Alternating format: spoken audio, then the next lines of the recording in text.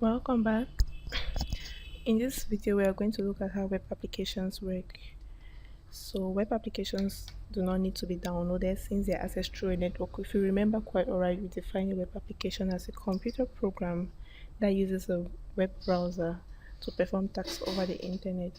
So, we do not need to download the web applications since we can use it over the internet, and your users can access the web application through a web browser such as Google Chrome, Mozilla Firefox, or Safari. So, we are just reinstating what the web application is about. For a web application to operate, it needs a web server.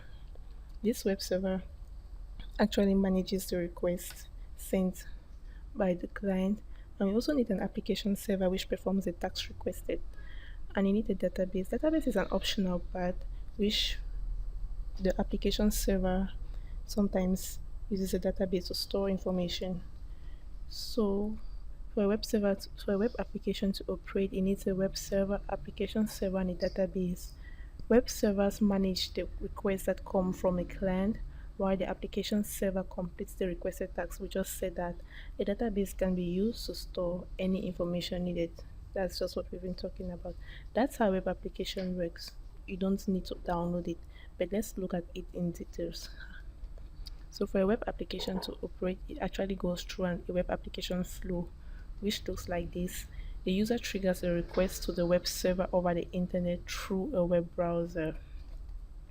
The web server forwards this request to the appropriate web application server. The web application performs the requested task such as querying the database or processing the data, then generates the results of the requested data. The web application server sends results to the web server with the requested information or processed data. Then the web server responds back to the client with the requested information that then appears on the user's display. So this is actually a summary of how a web application works. The client triggers, like we said, the client triggers a request through the web browser. So this is our web browser. The client triggers a request to the web server. This is a web server through this browser. This web server forwards this request to the appropriate application server. Like we said, the application server is in charge of executing this request. So this web server will manage the request and send it to the appropriate web application server. It could be this application server to run that task or another one.